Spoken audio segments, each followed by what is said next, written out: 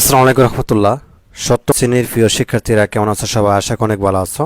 সপ্তম শ্রেণীর ষান্মাসিক মূল্যায়ন 2024 বিষয় গণিত। এই পরীক্ষাটি অনুষ্ঠিত হবে তোমাদের 15/7/2024 তারিখ।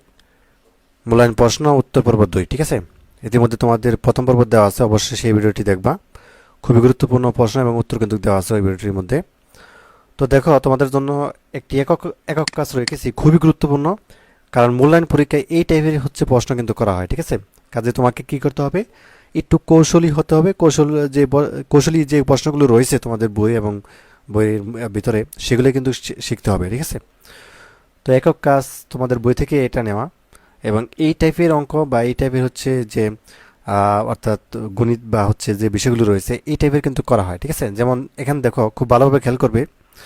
যেমন প্রথমে একটি কাগজ নাও, মানে তুমি প্রথমে একটা কাগজ নিলা। ঠিক আছে, এবার কাগজটিকে সমান 2 ভাগ করে কাটো। মানে প্রথমে একটা কাগজ নিলা এবং সমান 2 ভাগ করে কি করতে বলা হয়েছে, কাটতে বলা হয়েছে। তাহলে একটি খণ্ডিত অংশ হবে মূল কাগজের হাফ, মানে অর্ধেক, তাই না, অংশ। এবার আবার আরও 3টি কাগজ নাও। প্রথমে কি বলছে, প্রথমে বলছে যে একটি কাগজ নিতে। তো আমরা একটি কাগজ নিলাম, 2টি খণ্ড করতে বলা হয়েছে, 2টি খণ্ড করলাম।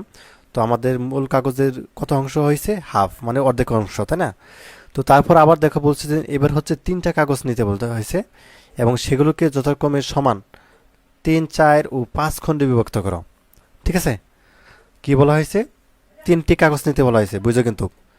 3টি কাগজ নেওয়াতে কি বলছে, প্রথম কাগজটি 3টি খণ্ড করতে বলা হয়েছে সমান, দ্বিতীয় কাগজটি 4টি খণ্ড করতে বলা হয়েছে, এবং তৃতীয় খণ্ডতে, এখানে যদিও দ্বিতীয় নাই, কিন্তু আমরা বললাম কি, আমাদেরকে নেওয়া হয়েছে 3টি কাগজ, পরে আবার নেওয়া হয়েছে 3টি কাগজ, সেগুলোকে খণ্ড করতে বলা হয়েছে কোথাও 3। তার মানে প্রথমটা 3টা খণ্ড করবো, দ্বিতীয়টা 4টা খণ্ড করবো, এবং 5 নাম্বারটা 5টা খণ্ড করবো।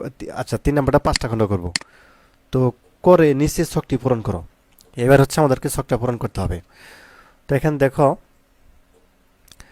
সমান খণ্ডের পরিমাণ, তাই না, একটি খণ্ডের মূল কাগজের কত অংশ। তো দেখো, এই যে আমরা প্রথম যে কাগজটা নিলাম, তো আমরা 2টা খণ্ড করলাম, তাহলে হাফ আসলো, তাই না, অর্ধেক অংশ আসলো। এখন তারপরে যে কাগজটা নিলাম আমরা, এটা 3টা খণ্ড করতে বলা হয়েছে। তো 3টা খণ্ড করলে আমাদের কত অংশ আসবে, অর্থাৎ 3/1। ঠিক আছে, এবং 4টা যদি খণ্ড করি তাহলে কত আসবে, 4, অর্থাৎ 4/1 আসবে। এবং 6টা যদি খণ্ড করি, এখানে 5টা হবে আর কি, 6 চলে আসছে, তো 5/1 হবে। ঠিক আছে, তো যা হোক, এইভাবে তোমাদের এই ছকটা পূরণ করতে হবে। তো যা হোক, এগুলো কৌশল। এবং দেখো, এখানে একটা প্রশ্ন রেখেছি, এটা খুবই গুরুত্বপূর্ণ। তোমাদের গণিত বইয়ের যে গুণনীয়ক অংশ রয়েছে, বিশেষ করে ভগ্নাংশের গসাগু ও লসাগু, এখান থেকে গুণনীয়ক। ঠিক আছে, সাধারণ ভগ্নাংশের যে গুণনীয়ক আছে, এটা অবশ্যই শিখবা, এটা খুবই গুরুত্বপূর্ণ। তো দেখো, এখানে কিছু ভগ্নাংশ দেওয়া আছে। ঠিক আছে, ভগ্নাংশগুলো দেখো দেওয়া আছে হাফ, ঠিক আছে, 3/2 বা 3/1, 4/3, ঠিক আছে, 4/1 বা 5/4, 5/1, 5/3, এইভাবে কিন্তু দেওয়া আছে। তো এইগুলো আমাদেরকে কি করতে বলা হয়েছে, গুণনীয়ক বের করতে বলা হয়েছে। তো সমাধানটা আমরা একটু দেখি, খুব ভালোভাবে খেয়াল করবে। তো এইগুলো ভগ্নাংশ আমাদেরকে দিয়েছে, এবং গুণনীয়ক বের করতে বলেছে 10টি কমসে কম। তো এখানে দেখো হাফ দেওয়া আছে, তাই না। তো হাফ দেখো 2 করে বাড়বে, 4, 2 দুগুণে 4, 3 দুগুণে 6, 2 করে বাড়ছে, 6, 8, ঠিক আছে, 10/1, 12/1, 14/2 করে বাড়ছে, দেখো 16, 18, 20। তো এইভাবে 10টা আমরা করে ফেললাম, প্রথমটা খুবই ইজি। তো তারপর দেখো 3/2 দেওয়া আছে। এবার দেখো 3/2 দেওয়া আছে, মানে এখানে 2 ঠিকই থাকবে, কিন্তু 3টা শুধু বেড়ে যাবে, গুণনীয়ক যেহেতু। তো 3/2, 6/3, মানে এবার কিন্তু 3 করে বাড়বে, 3 দুগুণে 6, 3 ত্রিকা 9, 3 4 12, ঠিক আছে, 3 5 15, 3 6 18, 3 7 21, 4 7, আচ্ছা 3 7 21, আর 3 8 24, ঠিক আছে, 3 9 27, 3 10 30, 3 করে বাড়ছে। তো তারপর দেখো পরেরটাও সেম, 3 করে বাড়ছে, যে 3/1, 3 6 9, ঠিক আছে, 3 4 12, ঠিক আছে, 3 5 15, 3 6 18, 3 7 21, 3 8 24, 3 9 27, 330, পরেরটা সেম একই। তো তারপরটা দেখো, এবার কিন্তু 4-এরটা দেওয়া আছে। তো এবার কিন্তু 4 করে বাড়বে, ঠিক আছে, 3 ঠিকই থাকবে। যদিও তোমাদের বই এইভাবে দেওয়া, আমি তোমাদেরকে যে একটু দেখাই, আচ্ছা, বইয়ে তোমাদের ছকটা একটু দেখাই। যেমন বইয়ে কিন্তু এইভাবে হাফ এইভাবে দেওয়া, ঠিক আছে, এইভাবে দেওয়া। তো তুমি হচ্ছে এইভাবে দিতে পারো, এখানে যদি ওইভাবে দেওয়া আছে তুমি উপরে 1 লিখে এইভাবে নিচে দাগ দিয়ে হচ্ছে 6 লিখতে পারো, ঠিক আছে, কোনো সমস্যা নেই। আবার এইভাবে লিখতে পারো, তাতেও কোনো সমস্যা নাই।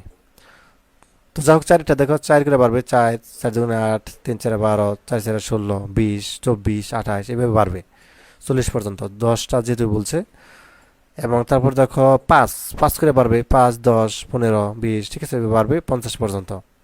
তারপর তো আবার 5 আবার 50 পর্যন্ত বাড়বে, ঠিক আছে। ওইটা কিন্তু ঠিকই থাকবে, এই পাশেরটা উপরে যেটা থাকবে ওটা ঠিকই থাকবে। এখানটাই বোঝায়, যেমন উপরে এক এক ঠিকই থাকবে, 2 করে এখানে কি বাড়বে শুধু, 4 6 8 10 এইভাবে বাড়বে, ঠিক আছে।